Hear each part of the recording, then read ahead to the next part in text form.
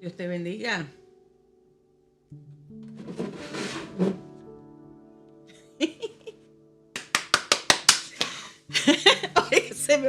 I'm excited, emocionada porque estamos de vuelta.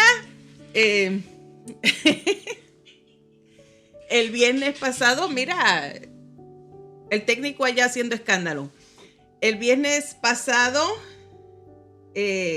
fue el día que veníamos de regreso. Le damos gracias a Dios por el apoyo que hemos recibido a través de las oraciones y las palabras.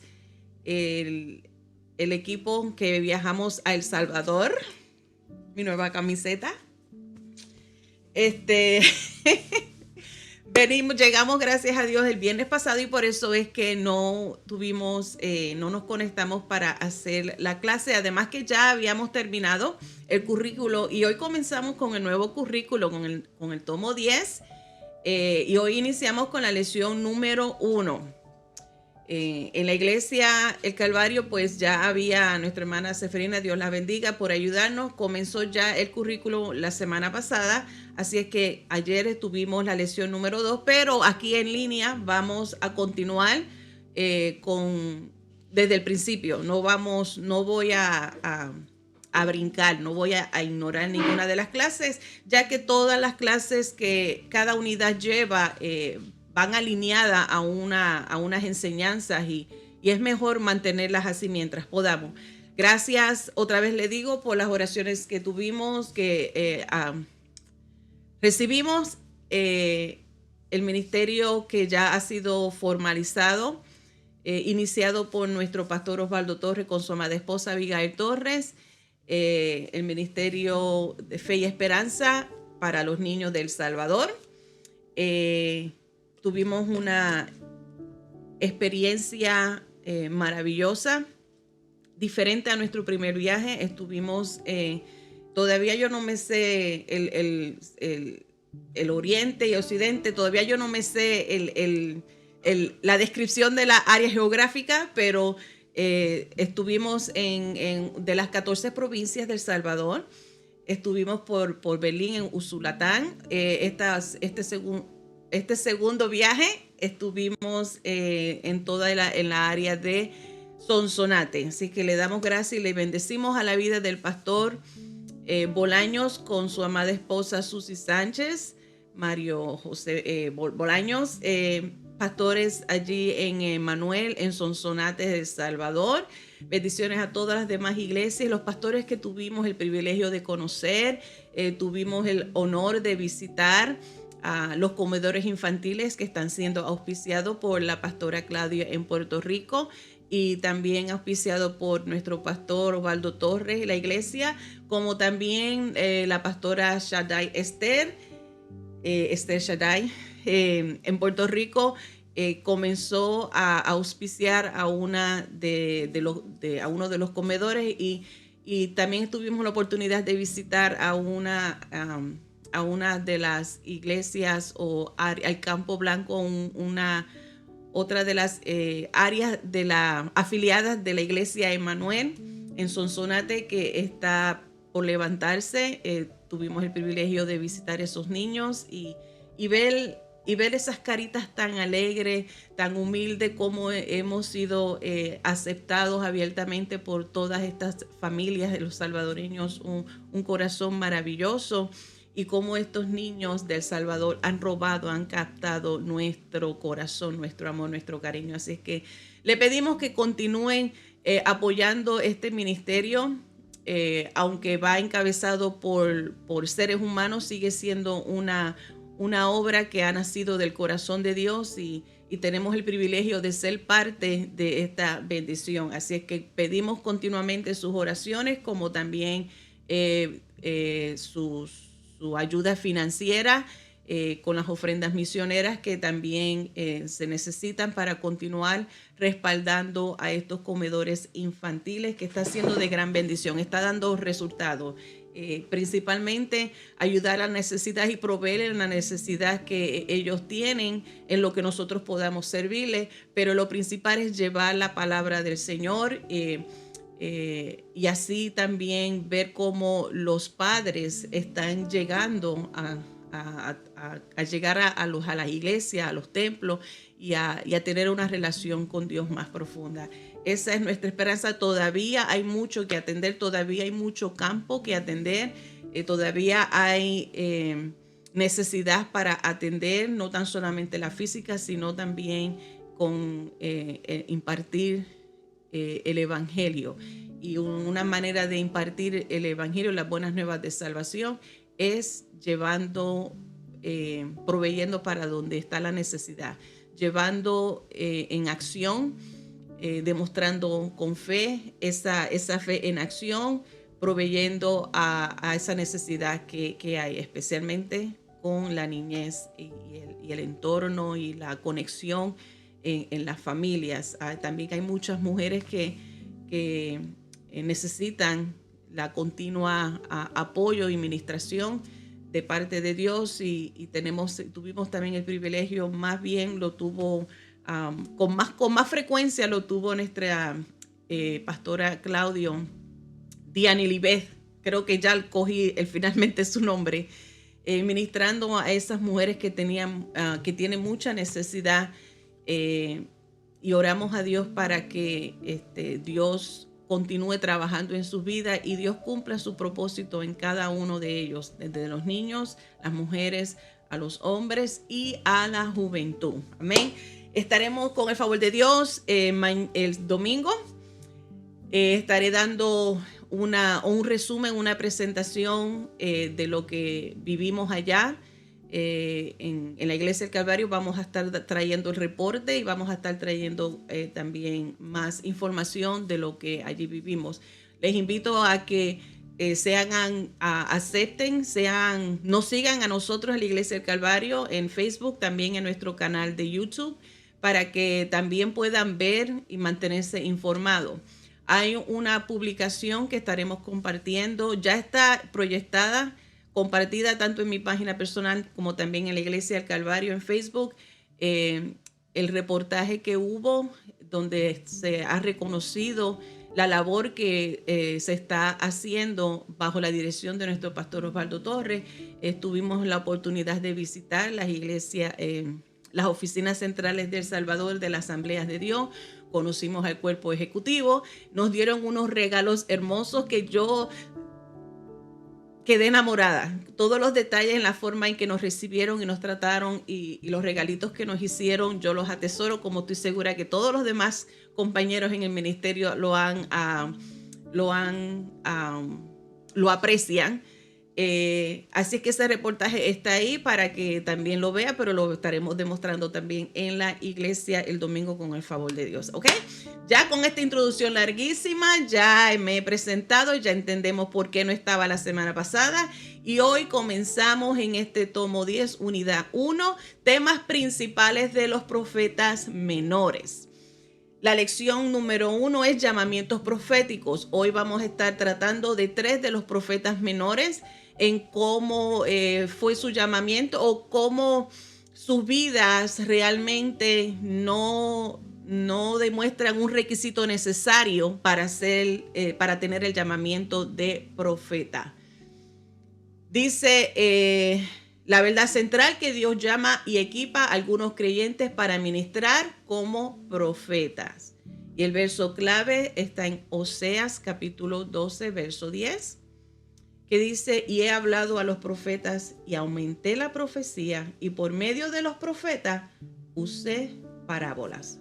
Oramos. Padre Santo, te doy gracias por esta oportunidad que tú nos concedes, Dios, de volver a conectarnos por medio de estas redes sociales y poder compartir, Señor, tu palabra, compartir, Señor amado, las grandezas y tu fidelidad que tú, Señor amado, has demostrado a cada uno de nosotros. Padre, en este estudio de tu palabra, que podamos atesorarla, podamos estudiarla, podamos meditarla y ponerla en práctica. Te doy gracias por ella, por la libertad que tenemos de poder hablar y discutir y enseñarla, Padre Celestial. Te pido, Dios, que tú obres en el corazón de cada oyente, los que están conectados en este momento, con los que más adelante se conectarán y recibirán el pan de vida, recibirán esta enseñanza, que sea ministrado con el poder de tu palabra, transformado, Señor amado, y que haya un impacto, Señor Jesús, perdurable en cada corazón. Gracias te doy, Jehová, en el nombre de Jesús te lo pido. Amén y amén. Muy bien. Seguimos entonces con esta introducción de esta unidad. Los tres profetas menores muy conocidos en el Antiguo Testamento que vamos a estar tratando hoy es Amós, Habacuc y Jonás. Si usted no lo sabía, hay una diferencia entre los profetas menores y los profetas mayores. Los profetas menores no se le consideran o te categorizan de minoría, no porque no tengan importancia o porque no hayan tenido un impacto en los planes de Dios con el pueblo y las naciones, más bien es porque su ministerio fue más corto. Con los tres que vamos a estar hablando hoy, Amós, Habacuc y Jonás, vamos a ver cómo la personalidad o el pasado de ellos o de dónde ellos procedieron no tenía que ver o no tenía realmente una influencia o un impacto para ser calificados como las personas perfectas para ser el profeta. Lo único que califica a un profeta para hablar lo que Dios, el mensaje que Dios le da, es el llamamiento de Dios. Si Dios es el que lo escoge, eso es lo que necesita para ser calificado. Cuando nosotros pensamos en profeta, quizás muchas personas tienden a pensar automáticamente que son personas superhéroes, que son personas extraordinarias. La realidad no es así, es más que eso. Sus habilidades y sus talentos no tienen que ver nada con el recibir ese título. Como ya les dije, vuelvo y repito, la única calificación es que hayan sido llamados por Dios. Específicamente, Dios los llama y los prepara. Y cada uno de estos profetas también tuvieron una experiencia única y diferente. Todos tenían una manera particular para presentar el mensaje que Dios le otorgaba, o era una demuestra de ellos mismos con su propia vida, o era en forma de oración o cántico, o era en forma de visiones, o era en forma de descripciones. Cualquier método que utilizaban llevaban un mensaje principal, tanto para el pueblo de Israel, el pueblo de Dios, como también a las naciones o cualquier otro líder religioso. Así es que venía mensaje, Dios le mandaba el mensaje, cogía a la persona, le daba el mensaje y la persona entonces así lo presentaba. Las historias muestran que las personas desconocidas, las que cuestionan e incluso las que se resisten, pueden ser utilizadas por el Señor, porque el Señor es paciente y ayuda fielmente a sus mensajeros elegidos. Así es que puede ser que la persona se haya resistido primero a escuchar y a obedecer a Dios, como lo hizo Jonás, o puede ser personas como Amós y Habacuc, que se conoce muy poco de ellos, que la historia, no hay muchos detalles de esa persona. O sea, una persona pues que está en su mundo, en sus quehaceres, en su vida privada, y nadie lo conoce, y aunque nadie lo conozca, esa es la persona que Dios así ha elegido. Muy bien, unos 150 años antes de que Amós fuera llamado a profetizar, el reino de Israel se dividió en dos reinos. Ya hemos compartido en la historia del pueblo de Israel, Jacob cuando tuvo sus 12 hijos, también una hembra, Dina, pero solamente sus hijos varones son los que llevan el nombre de cada tribu. cuando estuvimos hablando acerca también del tabernáculo y el sacerdote y cómo se dividió el pueblo en el campo durante el peregrinaje, también podemos notar que la división, no se le dio tierra o posesión a Leví, por ejemplo, una de las tribus, y como José tampoco tiene un nombre de la tribu, sino que están otorgados los dos nombres de José. De todas maneras, toda esta tribu de los 12, ese reino estaba unido, pero llegó el tiempo donde después del reinado de David, cómo es que este reino de 12 tribus se divide. En el norte están las 10 tribus y en el sur están 2 tribus. El reino del norte se le conoce como el reino de Israel y el reino del sur como el reino de Judá. Los dos reinos habían seguido caminos separados con diferentes reyes, diferentes lugares de culto y diferentes expresiones religiosas. Cada reino, el del norte y el sur, tenía su propio templo, su propio lugar de adoración en las capitales respectivamente. Vamos a comenzar ahora con Amós. De Amós también se le va a proyectar en la pantalla. Le voy a estar leyendo lo dejé arriba. Le voy a estar leyendo un resumen de lo que trata el libro de Amós y les aconsejo que busquen en Proyecto Biblia y pongan Proyecto Biblia Amós para que ustedes vean el resumen de todo el libro de Amós. Una descripción breve de este libro es: el autor profetiza que Dios ama la misericordia y no solo los sacrificios formales. Amós nació cerca del sur de Jerusalén, pero dirigió su profecía al reino del norte, que es Israel. El libro de Amós incluye las 5 visiones simbólicas y la promesa final de restauración y visión de bendiciones mesiánicas. Su enseñanza destaca que la futura grandeza de Israel no se aseguraría por medio del poder ni la riqueza, sino por la justicia de Dios. Este libro, como les digo, le aconsejo que vayan después en YouTube y hagan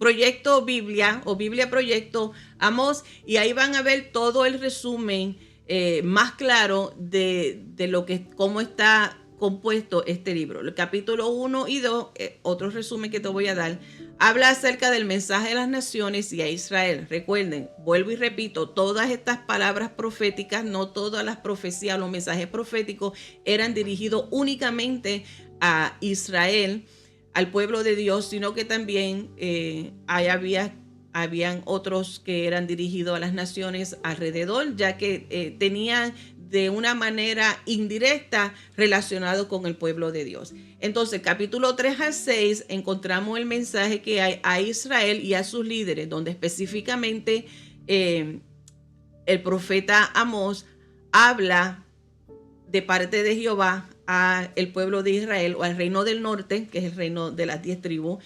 El capítulo 7 al 9, entonces están las visiones de Amós. Y en estas visiones que él tiene hay una descripción de los juicios venideros que vendrían sobre el reino del norte, Israel. Amós era otro personaje desconocido. Él era un pastor de ovejas, lo vemos en la descripción en Amós 1:1. También era un granjero, o sea, él era del campo. Y, if you put it up, you can. Amós 1:1. Las palabras de Amós, que fue uno de los pastores de Tecoa, que profetizó acerca de Israel en días de Usías, rey de Judá, y en días de Jeroboam, hijo de Joás, el rey de Israel, 2 años antes del terremoto. O sea, Amós, originario del reino del sur, del reino de las 2 tribus abajo, pero fue movido a llevar el mensaje al reino del norte. Un desconocido en Judá va y lleva mensaje al reino del norte. Y va allá a proclamar uno que no tenía influencia, que no conocía a nadie, pero eso vuelve a demostrarnos a nosotros que esto no cambia los planes de Dios para usarlo y para que sea Él el que proclame este mensaje desafiante de juicio al rey de Israel, al reino del norte. Así que el trabajo que también él tenía como mensajero no era un asunto fácil, no era aquel presentarse así porque sí, especialmente frente a un rey y llevarle una palabra fuerte, no es un asunto fácil. Hay que tener ese llamamiento, esa firmeza, esa unción y esa autoridad de parte de Dios para llevar a cabo y cumplir fielmente con esta labor. Muchos de los personajes más famosos del Antiguo Testamento fueron profetas, y los profetas eran bien respetados o bien escuchados por los reyes. Así que cuando ellos hablaban, la gente escuchaba. Las naciones prestaban atención a lo que el profeta hablaba. Pero no todos los profetas del Antiguo Testamento fueron tan conocidos, y tampoco hay mucha información de algunos de ellos. Aún así, esto no los descalificó para ser escogidos y llamados por Dios. Amós es uno de estos profetas menores, y ya les dije la razón por la cual se les categoriza como profetas menores, poco conocidos y su ministerio también corto. Dios le dijo a Amós que fuera de Judá, de donde él era, del sur, y fuera al norte para pronunciar unas palabras duras, unas palabras fuertes de juicio, un mensaje que no pudo haber sido nada de fácil para hacer. Además de que el reino estaba disfrutando como de una cierta paz. Había, no te digo que era gran cosa, porque no se disfrutó como cuando David era el rey, que había mucha prosperidad y mucha paz y mucho orden, mucho gozo. No era así, pero había algo de paz, había algo, no era tan turbulento el ambiente en el reinado. Así es que al ir Amós a llevar una palabra de juicio, iba a alborotar la poquita paz que había, básicamente. Así es que no fue fácil para él llevar a cabo esta orden, pero lo hizo con la autoridad y la unción que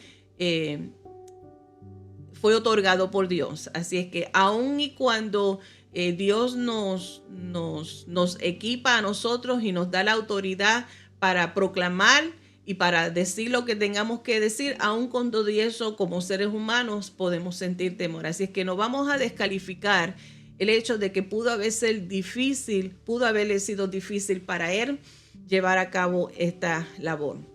Cuando alguien es llamado a proclamar la palabra de Dios, ya sea como profeta, sea como maestro, sea como testigo, sea como un líder, una persona que hable y proclame la palabra de Dios, inevitablemente, o sea, no va a fallar, no debe de tomarnos a nosotros por sorpresa el hecho de que podemos encontrar resistencia.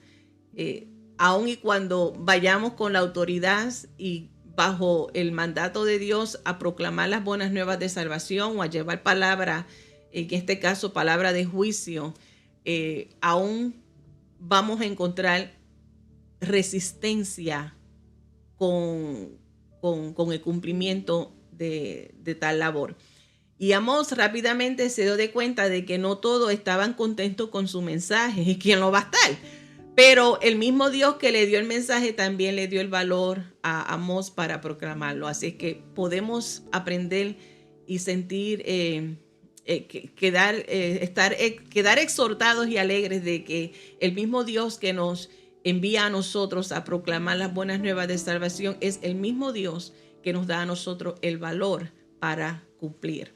Amós pronunció estas palabras en Betel, el lugar el centro principal de adoración del reino del norte. Y allí, en ese lugar de adoración, es que él hace la proclamación, él lleva el mensaje de juicio de parte de Dios contra el reino del norte. Amós dirigió su atención a Israel y allí proclamó las 5 largas predicciones y las 5 visiones destructivas venideras, que ya les dije que en el capítulo, déjame ir para atrás, los capítulos 7 al 9, ahí es donde él hace la proclamación de estas 5 predicciones, esas 5 visiones con el mensaje de destrucción, cómo iban a ser, cómo el juicio de Dios llegaría y por medio de quién llegaría ese juicio.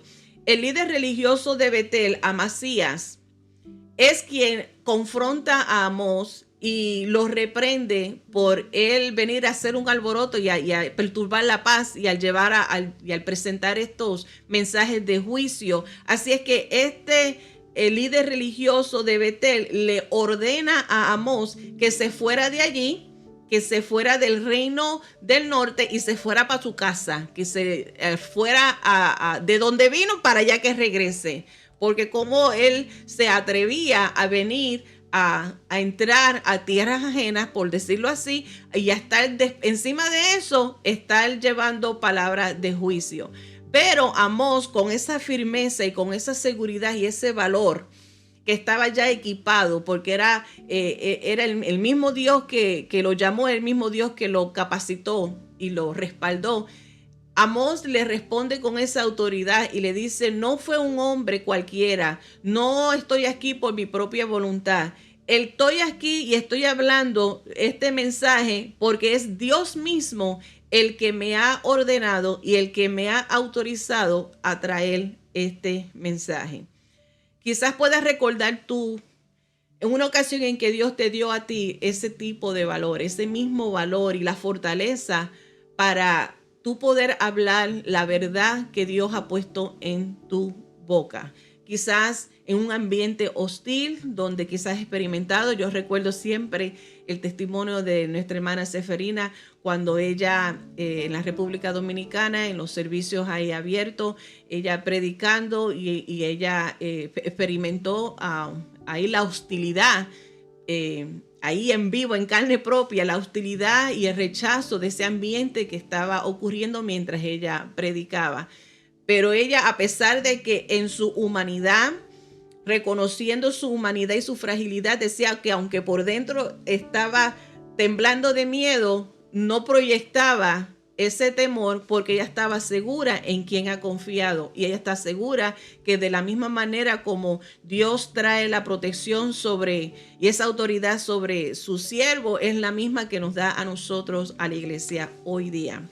Y así como Amós, el pueblo de Dios, nosotros podemos encontrar el valor para proclamar el evangelio cuando autoridades poderosas amenazan.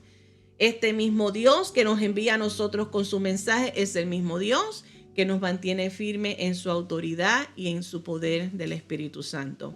Sabemos que el mismo Jesús, cuando después de haber cumplido con su misión y antes de entrar a la gloria, Jesús dijo que no nos iba a abandonar, de que Él iba a preparar lugar para nosotros y que era necesario que Él se fuera porque iba a venir un consolador. Y ese consolador es el que nos ayuda a nosotros, el que nos da esa fortaleza, nos da ese poder para nosotros continuar proclamando las buenas nuevas de salvación, aunque haya un ambiente hostil o aunque hayan personas que se opongan, aunque hayan personas que sean instrumentos del enemigo, que se opongan para evitar de que no proclamemos la verdad del evangelio. Pero lo hacemos porque estamos firmes en esa autoridad.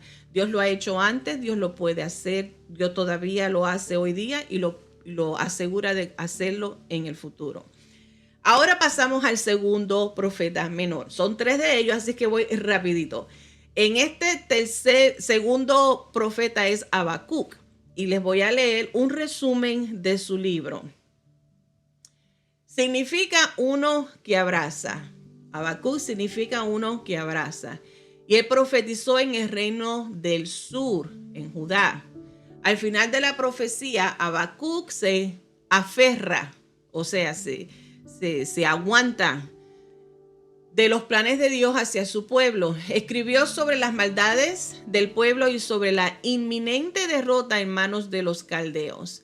También describió la pecaminosidad de los conquistadores caldeos y profetizó la caída final de estos. El libro concluye con una elocuente oración de fe. El capítulo 1 y parte del capítulo 2 de Habacuc encontramos esa conversación que tiene Habacuc con Dios, porque lo que caracteriza el libro de Habacuc es que Habacuc no lleva un mensaje directo al pueblo. Aquí él también del sur no dirige ninguno de sus mensajes, él lo dirige al pueblo de Israel ni a las naciones, a nadie. Y vemos en el capítulo 1 y parte del capítulo 2 cómo está esa conversación que tiene Habacuc con Dios, porque es más bien una conversación personal y directa que tiene Habacuc con Dios, donde él demuestra su sentir, sus emociones se ven reveladas en esta primera parte de su libro. La otra parte, la segunda parte del capítulo 2, encontramos la descripción de los 5 ayes. Léetelo y otra vez busca Proyecto Biblia o Biblia Proyecto, no lo escribí, Biblia Proyecto, y pones Habacuc y ahí te va a salir el resumen en como una manera en que este proyecto resume tan claro y tan vivido estos libros. Y ahí vas a poder ver y vas a ver listados en la forma en que se detalla más todos estos capítulos. Y la última, el capítulo 3, es uno de los capítulos más famosos porque esta es la oración de Habacuc, donde él, conocemos muy bien, donde él aclama y dice, aviva tu obra, oh Dios. O sea, es el momento culminante en este capítulo 3 donde él reconoce la bondad de Dios, que a pesar de que seamos malos, Dios sigue siendo bueno. Habacuc, vuelvo y repito, en ninguna parte de su libro vamos a encontrar que él acusa a Israel. Amós, como acabamos de hablar, él fue directo, él habla contra la nación y dice cómo el juicio de Dios llegará. Habacuc es algo más diferente.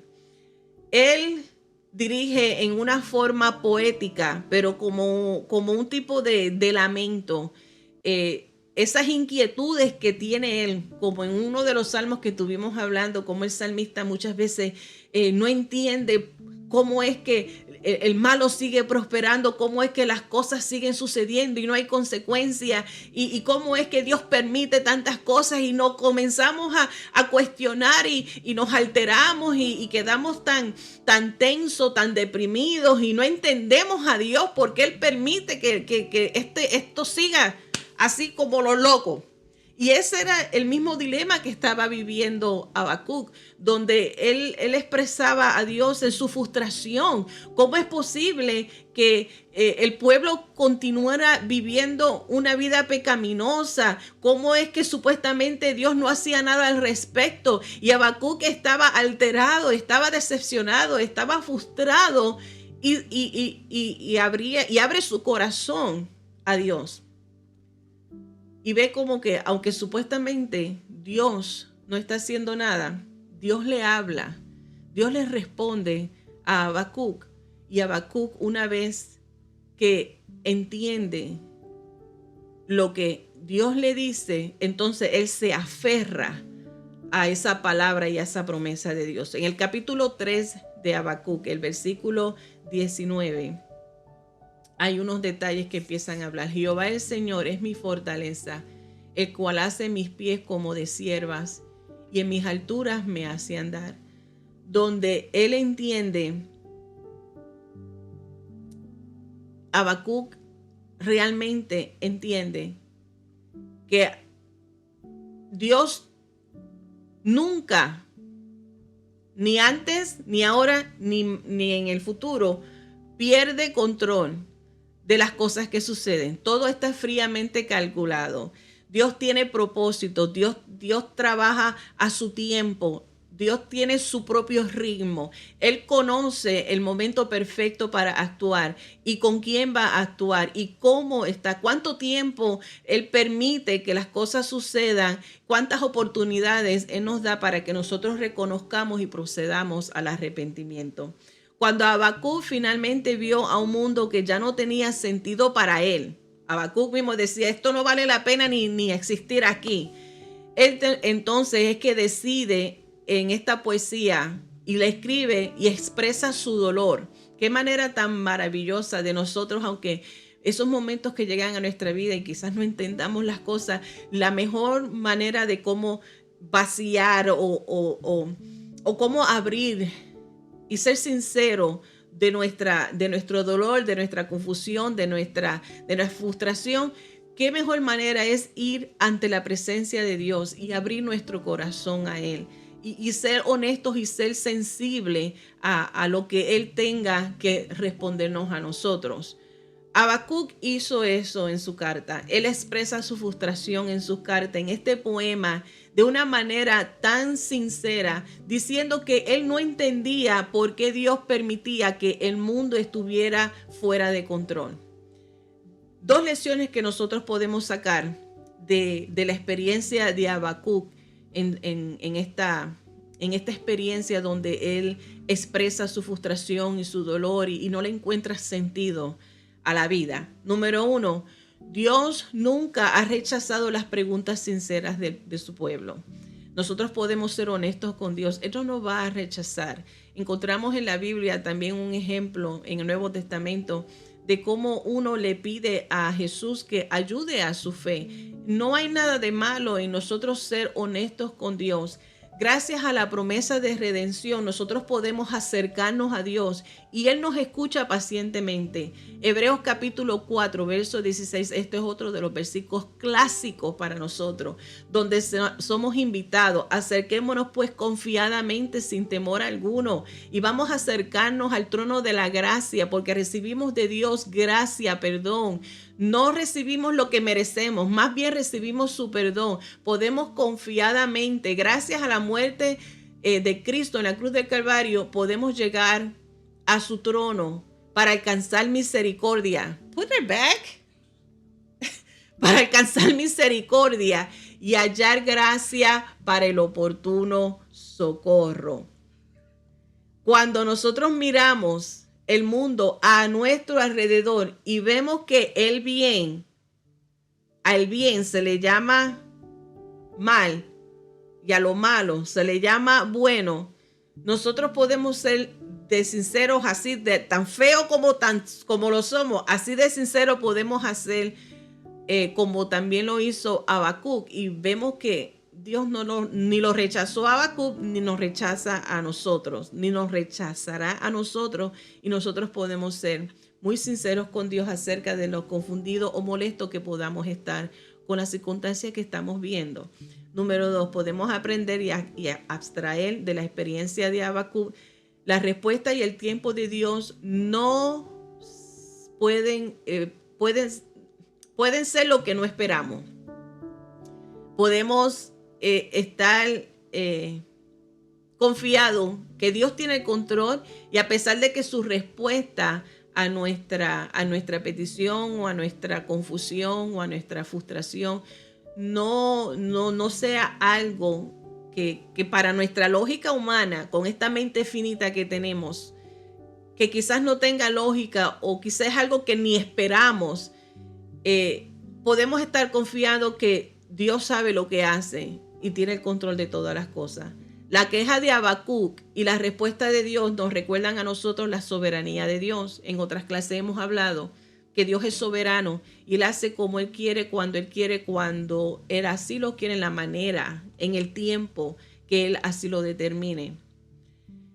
Nosotros no somos quienes para cuestionar a Dios. Estamos para obedecer, creer en Él y obedecerlo. Él sabe lo que hace. Él siempre hará lo correcto.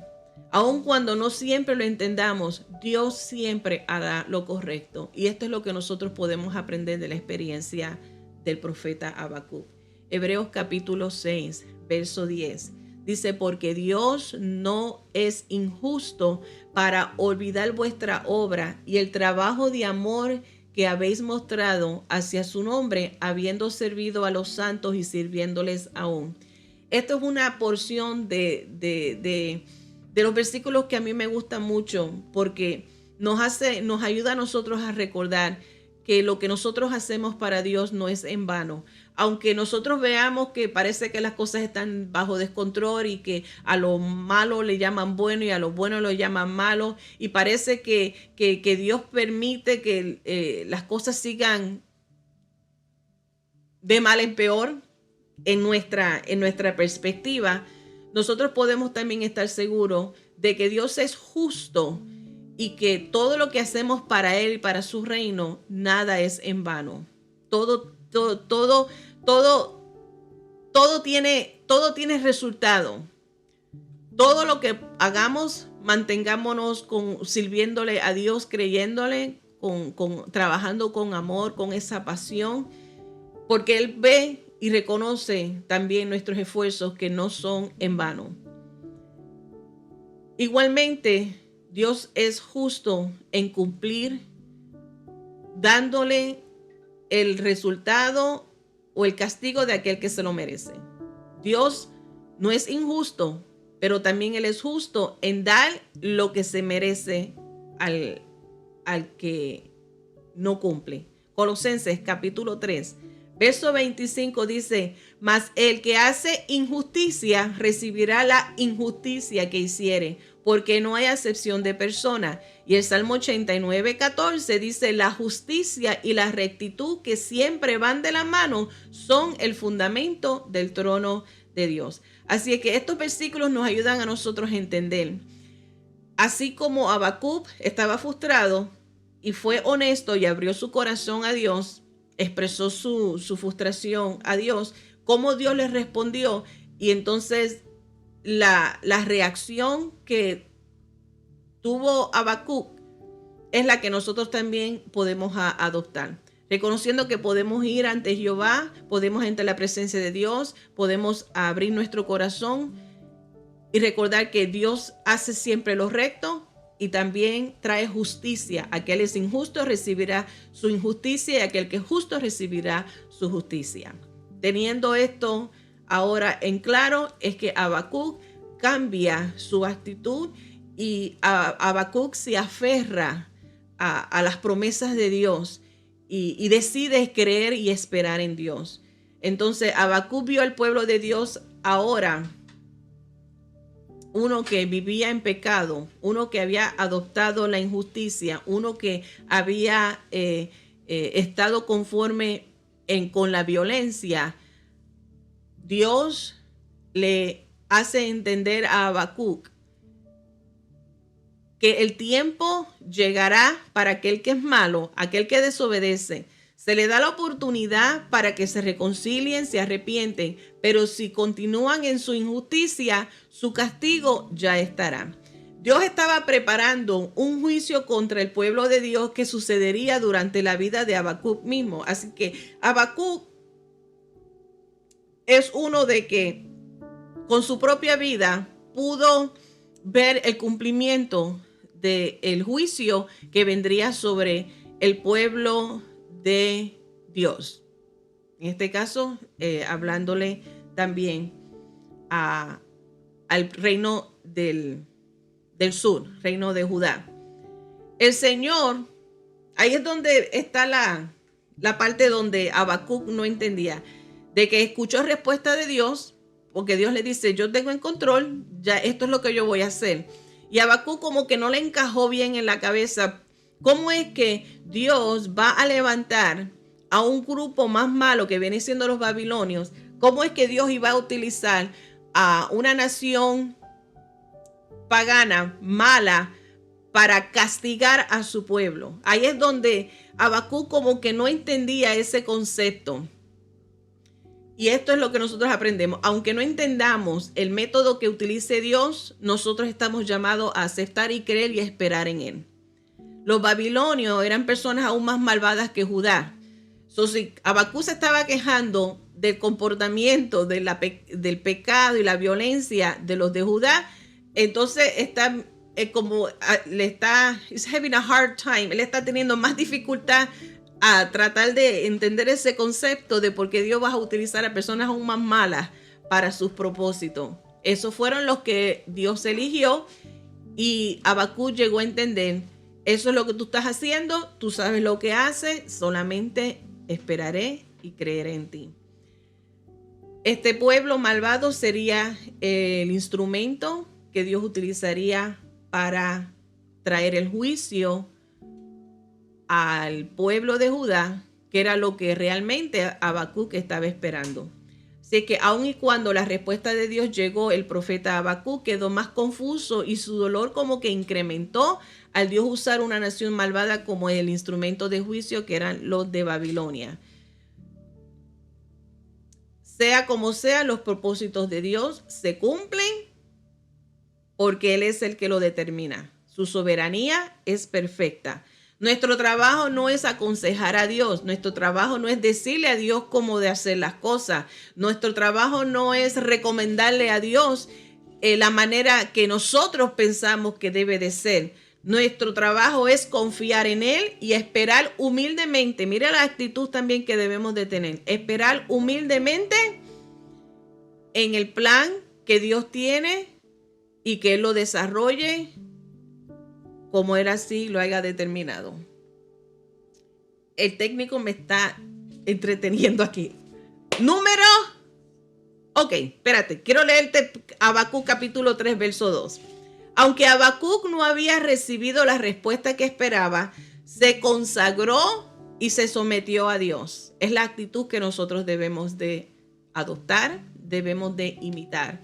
Cuando nos podamos sentir como Habacuc, frustrados, confusos, adoloridos, no entendemos algo, es ser honesto con Dios, esperar en Dios, y cuando Dios tenga su plan y haga lo que Él quiera hacer, nosotros no estamos llamados a cuestionarle, más bien a creer y a esperar en Él.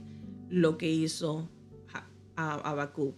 Capítulo 3, verso 2. Oh Jehová, he oído tu palabra y temí. Oh Jehová, aviva tu obra en medio de los tiempos. En medio de los tiempos, hazla conocer en la ira. Acuérdate de la misericordia. Y el último profeta para hoy, profeta menor, es Jonás. Jonás, la descripción del libro es: algunos eruditos bíblicos consideran al libro profético de Jonás como una narración histórica, mientras otros lo ven como un relato simbólico. Esta alegoría enseña que, así como Jonás no cumplió su deber con el pueblo de Nínive, Israel tampoco cumplió sus obligaciones morales y religiosas con las demás naciones. La referencia que Jesús hace en Jonás en Mateo capítulo 12, versos 38 al 41, indican que la narración de este libro fue histórica, no fue un cuento. El desarrollo temático alude primero a la misión y la desobediencia de Jonás, luego a su nueva misión y los resultados obtenidos. La historia de Jonás es una de las más conocidas. Yo estoy segura que quizás algunos de nosotros no hemos leído el libro de Abdías. Quizás algunos se enteraron hoy un poco del libro de Oseas. O sea que hay profetas menores que ni siquiera hemos leído. El de Jonás es uno de los más leídos y más enseñados, porque también se hace mucho en las escuelas bíblicas para los niños. La historia o el libro de Jonás es también algo diferente y particular. La historia no está basada en un mensaje que lleva Jonás hacia el pueblo de Israel.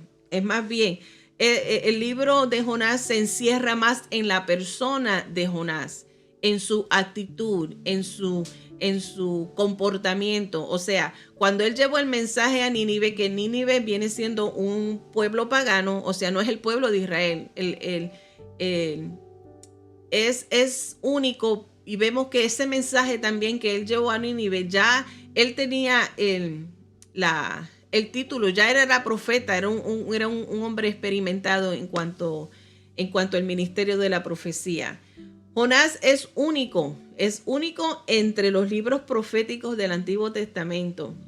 La mayor parte del libro es narrativa, hay narraciones, y su mensaje de juicio está únicamente en el capítulo 3, los versículos del 1 al 5. Más sin embargo, en el hebreo, el capítulo 3 de los versículos del 1 al 5, que es el contenido del juicio, se puede resumir en esta frase: dentro de 40 días Dios destruirá a Nínive. Eso es todo.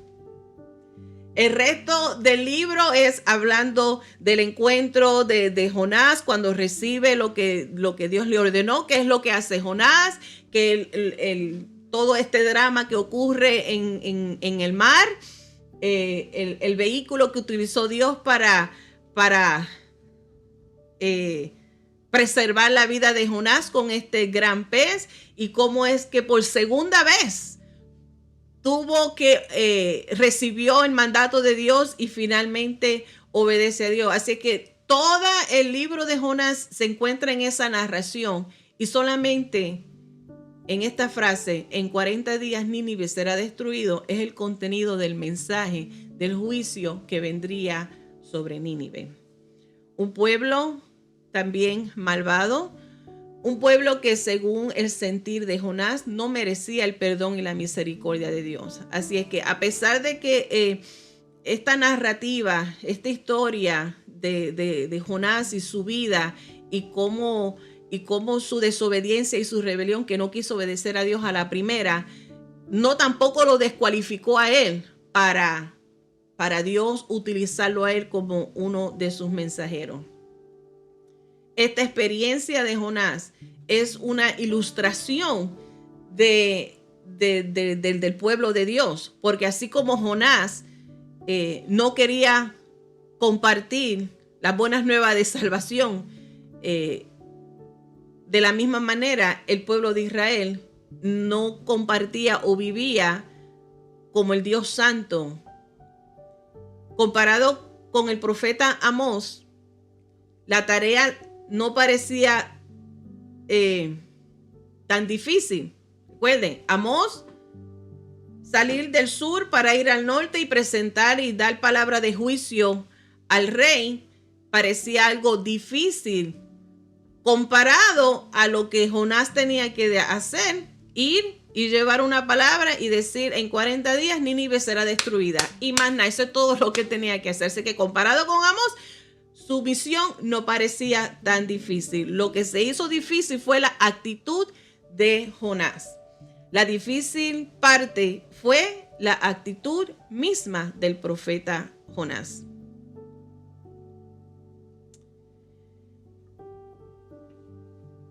Jonás ya era profeta antes de que Dios le dijera que fuera a Nínive. Claramente su experiencia ministerial tampoco garantizó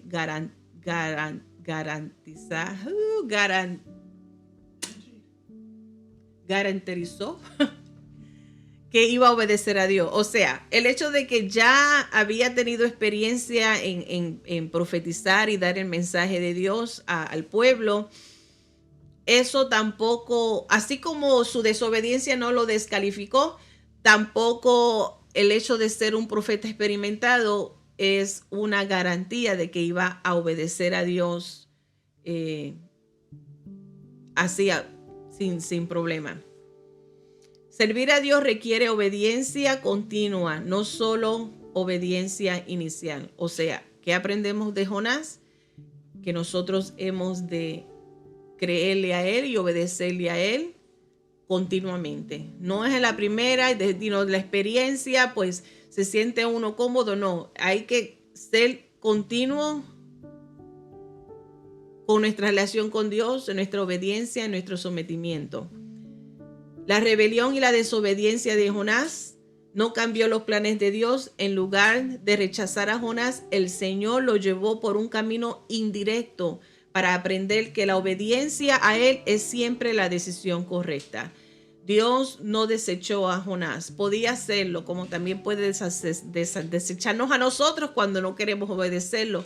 Pero Dios trabaja con nosotros. Vemos en la historia de la Biblia, a través de la Biblia, todas las maneras como Dios constantemente anda buscando al hombre. Porque Él quiere relacionarse con nosotros. Y Dios trabajó con Jonás y lo llevó por una experiencia donde le enseñó que el mejor resultado es obedecer. Es mucho más fácil obedecer que desobedecer, en otras palabras. Aún los creyentes que han sido usados por Dios de manera significativa pueden tener dificultades para obedecer cuando Dios los llama a algo nuevo. Si tiene miedo de lo que dirán los demás, de lo que Dios hará o de si tendrán éxito, recuerda que Dios nos dará a nosotros su bendición y Dios no nos desechará ni se dará por vencido. Continuará trabajando con nosotros para demostrarnos a nosotros que el camino de la obediencia es mucho más llevadero que el camino de la desobediencia. Cuando Dios nos llama, lo mejor es confiar en Él y obedecerle de inmediato. Recordemos, los fracasos que podamos tener en nuestra vida no nos descalifican a nosotros para ser utilizados por Dios hoy. Aún y con nuestros fracasos, aún y con nuestros temores, aún y con nuestras frustraciones, aún y con nuestras inseguridades.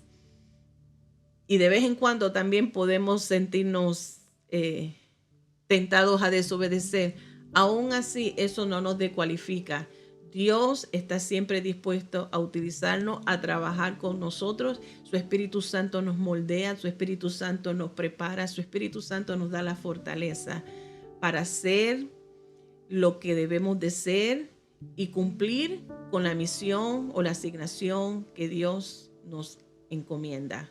Todos somos llamados, todo seguidor de Jesús tenemos esa encomienda. No es una sugerencia, no es una idea. Es un mandato, ir y predicar el evangelio a toda criatura. Para eso Dios nos ha llamado a ti y a mí. Pueda que sintamos miedo, pueda que sintamos duda, pueda que sintamos temor al rechazo o resistencia. Ninguna de estas cosas puede más que el poder que Dios pone sobre cada uno de nosotros. Amén. Dios te bendiga, Dios te guarde. Estos han sido los 3 profetas menores para la clase de hoy. Continuamos con el favor de Dios la próxima semana en la lección 2 y hablaremos de 3 profetas más. Recuerda, busca Proyecto Biblia, pone el nombre Jonás, Proyecto Biblia Amós, Proyecto Biblia ¿cuál es el otro que hablamos hoy? Que tengo los 3 de la semana, o Habacuc, porque tengo a Oseas, Nahum y Miqueas, que son los de la semana que viene. Los tengo aquí todavía. ¿Ok? Es más, te lo dejo de asignación. No tan solamente los 3 de hoy, sino también los 3 de la semana que viene. Para que, que son Nahum, Oseas y Miqueas. Muy bien. Padre, gracias. Gracias por tu amor, por tu favor y tu grandes misericordia. Y este tiempo maravilloso que hemos compartido, Señor, lo que hemos podido aprender con la vida de estos profetas menores, que de la igual manera, Señor, tú no te das por vencido, tú trabajas con nosotros y tú nos ayudas a moldearnos, a tener tu carácter, tu voluntad. Gracias te doy por la oportunidad y el privilegio que tú nos concedes a cada uno de trabajar en tu reino. Padre, que seamos fieles, Señor, a la encomienda que tú has puesto en nuestras manos. Si hay algún corazón, Señor Jesús, que no te conoce, Padre, en esta hora yo te pido que tú te les reveles, Espíritu Santo, y en la quietud de la noche tú te les reveles para que tenga esa experiencia contigo, y Señor, y que tú les dirijas a una iglesia donde se enseñe tu palabra tu palabra de verdad, Señor Jesús, y vayan creciendo y cumplan, Señor, el propósito que tú tienes para cada uno de ellos. En el nombre del Padre, del Hijo y de tu Espíritu Santo. Amén, amén y amén. Dios te bendiga con el favor de Dios la próxima semana. El Salvador, we love you. Bendiciones.